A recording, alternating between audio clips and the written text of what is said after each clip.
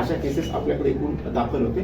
कालच्या रेडमध्ये अजून एक दुर्दैवाची अशी बाब आहे की आपल्याला काही वन्य प्राण्यांच्या तस्करीच्या देखील आपल्याला काही मुद्देमाल मिळाले. त्याच्यामध्ये एक हरणाची स्कीन आहे, एक रॅबिटची स्कीन आहे, एक छोट्या कोल्ह्याची आपल्याकडे एक स्कीन आहे. अशा भरपूर गोष्टी आज त्याच्यामध्ये आपण जप्त केलेल्या आहेत. एकूण 56 आपण आरोपींना इथे आणलेलं आहे. त्यांचे इन्फॉर्मेशन फॉर्म भरून घेत आहोत आणि आता गुन्हे दाखल करण्याची प्रक्रिया सुरू आहे. मुक्ताईनगर पोलीस स्टेशन अंतर्गत लालकोटा, हलखेडा, मदापूर, चारठाणा या गावामध्ये जळगाव पोलिसांनी संदीप गावित, त्याप्रमाणे केदार आणि अडसुटकी आहे त्यांच्या नेतृत्वाखाली आज एक मोठा आपण एक ऑपरेशन राबवलं होतं. त्या ऑपरेशनमध्ये आपल्याला मोठ्या प्रमाणामध्ये यश मिळालेलं आहे.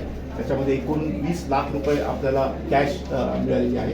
त्याचप्रमाणे आपल्याला जवळजवळ 300 ग्रॅम सोनं मिळाले आहे, जवळजवळ 2.5 किलो चांदी मिळालेली आहे. त्याच्यामध्ये काही डुप्लिकेट नोटा देखील आपल्याला मिळालेल्या आहेत. या गावांची मोडक अशी आहे की तिथे मोठ्या प्रमाणात फेरी आहे, ज्याचं सॅटिस्फॅक्टरी त्यांना आपल्याला उत्तर त्यांना देता आलेलं नाही.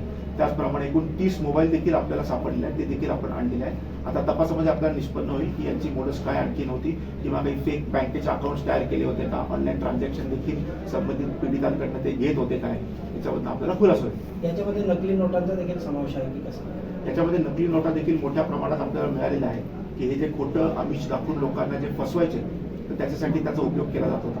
त्याच्यामुळे नकली नोटा देखील आपल्याला मोठ्या प्रमाणात मिळालेल्या आहेत. कॅश आहे. काही महिलांना देखील अटक करण्यात आली.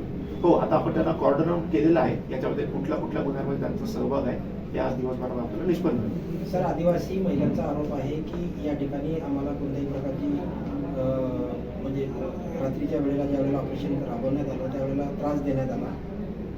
तर नेमका काय प्रकार? मी तुम्हाला या गुन्ह्याची सगळी हिस्ट्री देखील सांगितली. मी तुम्हाला किती किती गुन्हे आहेत आणि किती गंभीर स्वरूपाचे गुन्हे आहेत याचा देखील मी आपल्याला आकडेमोडी दिली. त्याच्यामुळे गुन्हेगार हा गुन्हेगार असतो आणि त्याप्रमाणेच पोलीस स्ट्रिक्ट ऍक्शन घेणार.